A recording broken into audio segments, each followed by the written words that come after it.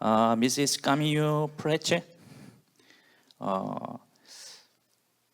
어제부터 진행됐던 세션의 톡과는 약간 거리가 있는데요. 이 미시스 카미유 플래체는 분쟁 해결 담당 변호사로 지금 WTO에서 일을 하고 계시고요. 세니터리 그다음에 파이터 세니터리 문제에 대해서 담당을 하고 계시다고 합니다. 그리고 이분은 유니버시티 페리스 원 판티언 소르본과 그다음에 The University of Cologne and King's College 런던에서 법에 대해서 공부를 하셨습니다. 그래서 국가 간의 분쟁이나 이런 부분에 대해서 조언과 그다음에 여러 가지 해결에 대한 부분을 담당을 하시는 걸로 알고 있습니다. 큰 박수로 부탁드리겠습니다.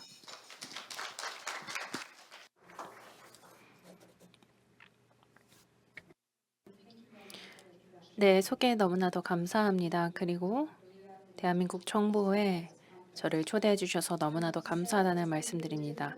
네, 맞습니다. 지난 발표와는 조금 다른 발표가 될 것 같은데요. 그래서 제가 국제 변호사로서 굉장히 많은 과학자분들 앞에서 그리고 AMR의 전문가들 앞에서 얘기하게 되어서 너무나도 기쁘면서도 긴장됩니다. AMR은 아시다시피 저의 전문성은 아니고요. 저는 WTO에서 근무하고 있으면서 WTO는 AMR 관련 정책을 수립하는 국가들과 함께 일을 하고 있습니다. 그래서 WTO가 AMR에 어떤 영향을 미치고 있는지에 대해서 말씀을 드리고 싶고요. 디스클레이머로 말씀을 드리는 것은 오늘 저의 발표는 저의 지극적인 개인적인 견해라는 점 다시 한번 말씀드리고요. 그리고 초반부터 제가 말씀드리는 것은 국제교역은 AMR의 또 다른 문제의 이면인 것 같습니다. 이러한 이동의 증가, 특히 농식품의 증가로 인하여 AMR 관련 문제가 점점 더 확대되고 있습니다. 그래서 제가 WTO에서 활용하고 있는 AMR 관련 글로벌 차원의 도구에 대해서 말씀을 드리기 전에서 WTO에 대해서 말씀을 드리고자 합니다. WTO는 보다 최신 기구인데요. 30년의 역사를 갖추고 있지만 굉장히 넓은 지역을 다루는 회원국을 가지고 있습니다. 세계 무역의 98%를 차지하며 회원국은 166개국입니다. 여기 보시는 지도를 통해서 여러분들이 WTO의 회원국 분포도를 보시고 계시는데 거의 모든 국가가 WTO의 회원국입니다. 그래서 이러한 세계 무역 분쟁에 있어서 WTO가 지도적인 역할을 하고 있습니다. 그러면 저희는 무슨 일을 할까요? 무역 규정을 협상합니다. 조금 더 성공적으로 무역 규정을 협상하도록 하고요. 뿐만 아니라 이 기존의 무역 규정을 이행하고 또 모니터링할 수 있도록 지원합니다. 뿐만 아니라 무역 분쟁을 해결할 수 있도록 합니다. 이러한 국제 무역 또는 교역에 관한 분쟁을 해결하는 기관이 바로 WTO입니다. 그래서 AMR을 해결하는데 그리고 AMR과 관련된 무역 규정이 무엇인지 말씀드리도록 하겠습니다. 이 국제 무역과 AMR의 상호 관계를 살펴보면요. WTO의 관점에서 봤을 때 바로 첫 번째로는 의약품에 대한 접근성입니다. 이 의약품에 대한 접근성에 대해서는 WTO가 품질의 의약품, 특히 항생제를 포함해서 동일한 접근성을 갖출 수 있도록 했고요. 또한 관세를 낮추는 노력을 했습니다. 그래서 모든 경제에서 이 의약품에 대한 관세는 5% 이하 수준입니다. 뿐만 아니라 일부 국가가 의무 라이선스를 통해서 제네릭 의약품을 만들 수 있도록 합니다. 자국에서 생산할 뿐만 아니라 수출까지 할 수 있도록 하고요. WTO는 여기에 더하여서 혁신을 증진하고 있는데 이를 통해서 품질의 의약품과 항생제에 대한 대체품을 생산할 수 있도록 합니다. 또한 WTO의 규정 중에 하나는 저희 회원국이 수립한 정책들이 식품 유래 질병을 방지할 수 있도록 보장합니다. 따라서 AMR과 관련된 여러 WTO 협정과 규칙들이 존재합니다. 특히 저의 개인적인 전문성을 갖추고 있는 것이 바로 이 SPS이기 때문에 이 위생 및 식물 위생 조치의 적용에 관한 협정인 SPS에 대해서 구체적으로 말씀드리도록 하겠습니다. SPS 협정의 범위는 해당 장표에서 보실 수 있다시피 크게 세 가지 영역으로 나눌 수 있는데요. 첫 번째로는 식품 안전성, 동물 보건, 그리고 식물 보건입니다. 그리고 AMR이 이 중심에서 모든 것을 연결하고 있는 요소이죠. 이러한 자국 규제 그리고 WTO의 대상이 되는 협정은 굉장히 많습니다. 항생제 사용 금지, 그리고 특정 제품의 사용의 금지 등등이 있습니다.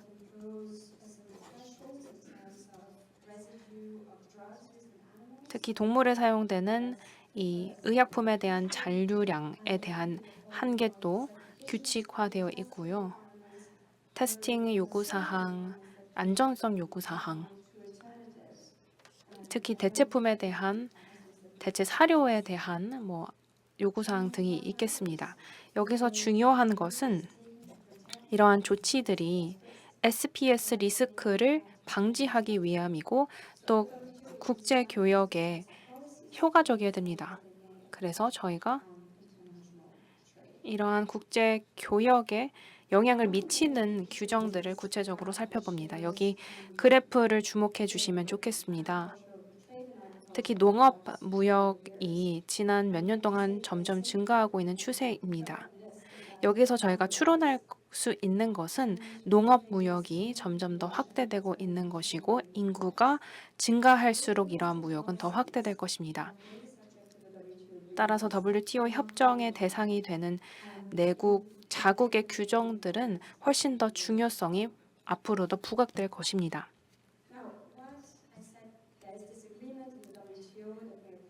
그래서 SPS 협정 등과 같이 WTO와 같은 협정들이 자국 규제에 적용될 수 있습니다. 그 말인즉슨 첫 번째로 가장 중요하게 저희가 인식하는 것은 회원국들이 이 합리적인 권리를 보호하기 위하여 조치를 취해야 된다는 것입니다. 바로 인간, 동물, 식물의 생명 또는 건강을 보호할 권리인 것인데 이러한 권리가 불필요한 무역 장비 방지라는 목표와 균형을 맞춰야 됩니다.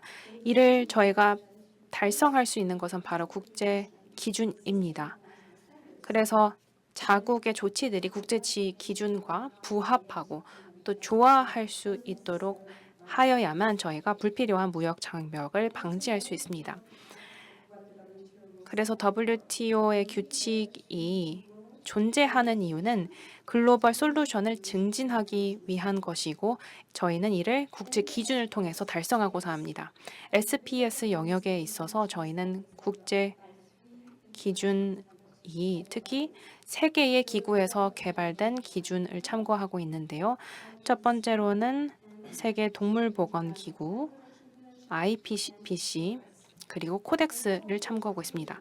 이 세 개의 국제 기준 기구는 AMR 영역에서 많은 역할을 하고 있죠. 그래서 이러한 국제 기준을 SPS 협정 내에도 포함하고 있을 뿐만 아니라 이러한 국제 기준 부합을 증진하고자 합니다.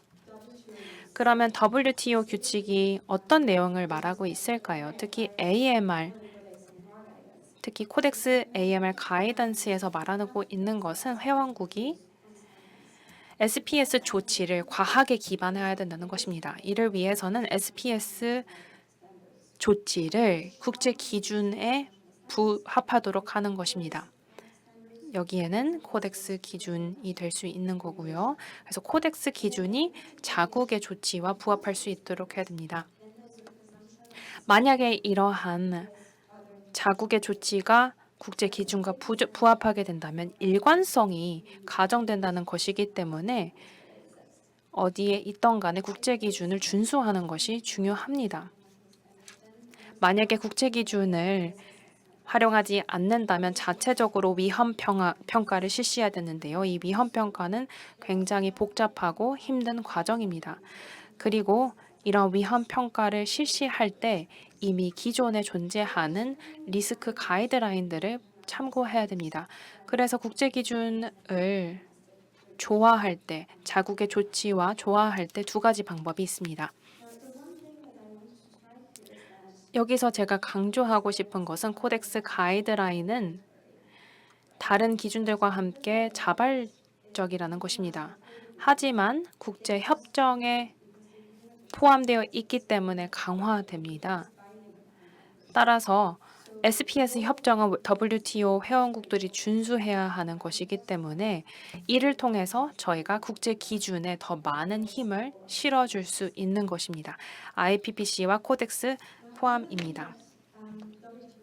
또한 WTO 규칙이 하는 것은 조금 더 규제적인 협력을 강화한다는 것입니다. 특히 AMR에 대한 규제적 협력도 마찬가지입니다. 회원국은 새로운 규제를 낼 때, 규칙을 낼 때 국제 교역에 영향을 미칠 수 있는 조치에 대하여 통보를 해야 됩니다.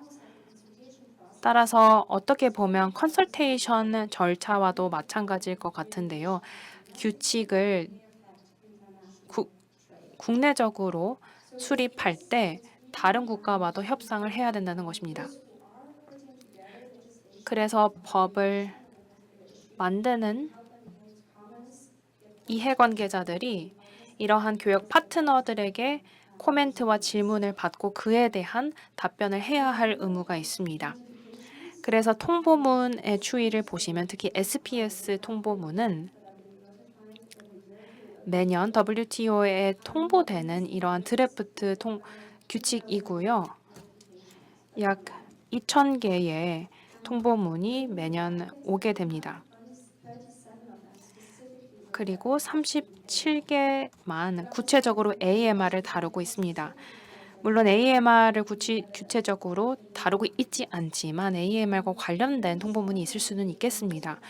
제가 몇 가지 예시를 가져왔는데요. 여기 보시다시피 특정 국가 또는 선진국에서만 통보가 오는 것이 아니라 전 세계적으로 이러한 통보문이 오고는 있습니다. 최근에 모로코가 가축에서 사용이 금지된 물질에 대한 규정을 통보했고요. 말레이시아에서도 통보문이 왔는데 어제 말레이시아 발표를 들었죠. 뿐만 아니라 북마케도니아에도 항생제 내성 프로그램에 대한 통보문을 보내왔습니다. 따라서 다른 국가들이 어떤 규칙을 제정하고 있는지 관심이 있으시다면 말씀드렸다시피 초안이고요. 저희가 이러한 초안 관련된 정보를 확인할 수 있는 플랫폼이 있는데 바로 이핑 SPS TPT 플랫폼이라고 합니다. 그러면 이 외에 WTO가 지원할 수 있는 방법은 무엇일까요? 저희는 이 위생과 식품 위생을 전문적으로 다루는 위원회가 존재합니다. 궁극적으로 회원국들이 SPS와 관련된 내용을 논의할 수 있는 포럼입니다. 정보를 공유하는 허브라고 생각해 주시면 되고요. 새로운 규제적인 노력이라든지 기술적인 지원에 대한 정보도 저희가 공유할 수 있습니다. 지난 세션에서 개발도상국에게 갖는 의미가 무엇인지 물어보셨는데 여기 플랫폼을 통해서 많은 국가들이 어떤 노력을 진행하고 있는지, 어떤 체제가 존재하는지를 공유할 수 있는 또한 개발도상국의 역량을 강화할 수 있는 플랫폼입니다.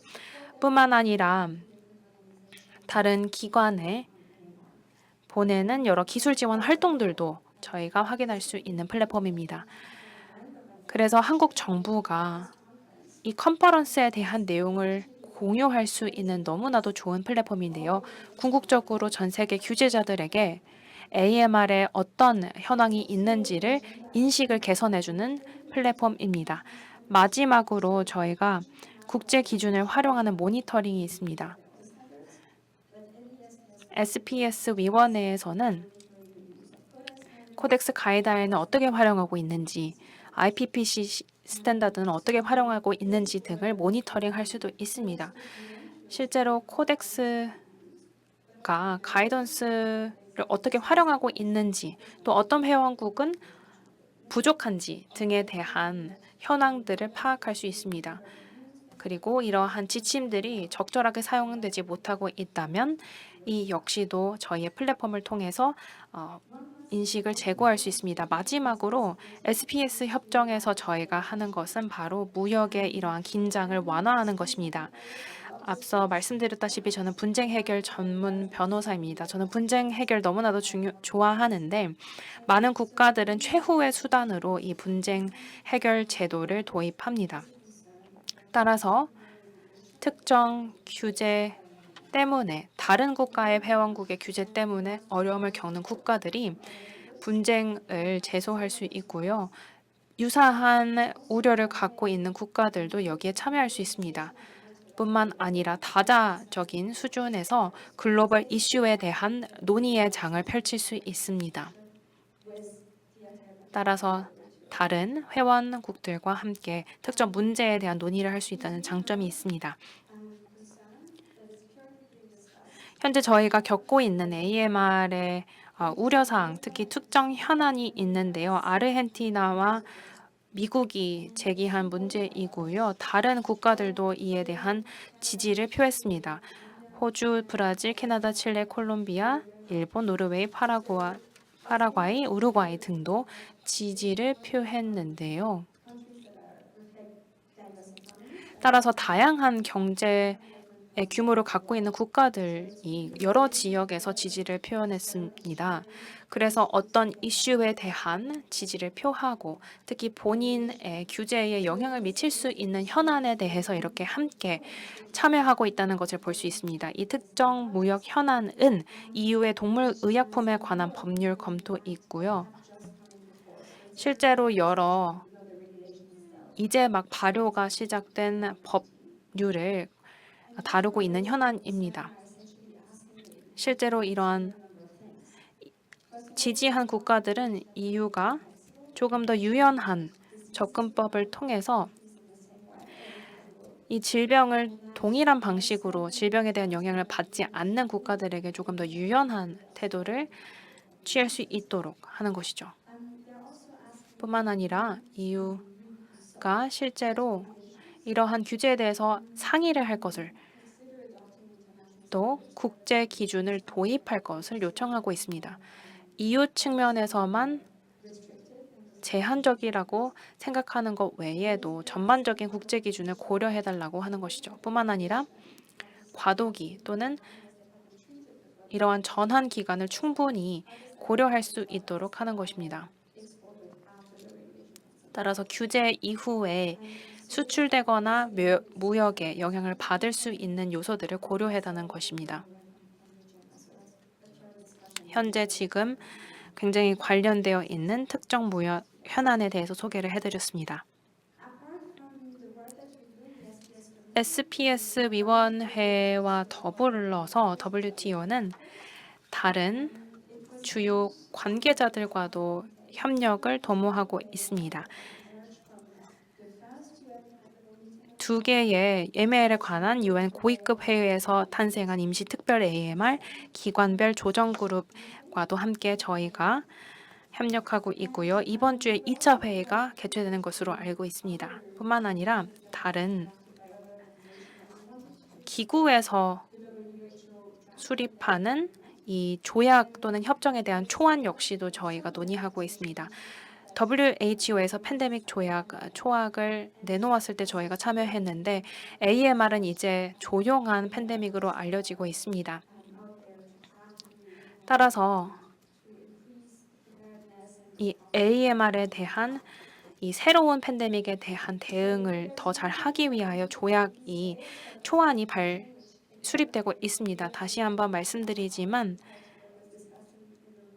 저희가 다른 세션에서 논의했던 내용과는 조금 다른 주제일 수는 있겠지만 WTO의 규칙은 AMR에 굉장히 중요한 역할을 하고요. AMR 해결에도 큰 역할을 합니다. 뿐만 아니라 기존에 존재하는 코덱스 가이드라인뿐만 아니라 국제 기준들을 점점 더 강화하는 역할을 하고요. 뿐만 아니라 조금 더 규제에 대한 협력을 강화하기 위한 이 투명성을 제고합니다. 회원국들이 AMR 관련하는 무역 분쟁을 해결하는 데도 WTO가 참여하고 기여하고 있습니다. 뿐만 아니라 이러한 WTO를 정보 공유 허브로도 활용하실 수 있다는 점을 강조드립니다. 따라서 한국 정부가 이러한 WTO의 플랫폼을 통해서 AMR, 특히 이 컨퍼런스를 비롯하여 다른 AMR 관련 정보들을 공유하는 허브로 사용하셨으면 좋겠습니다. 감사합니다.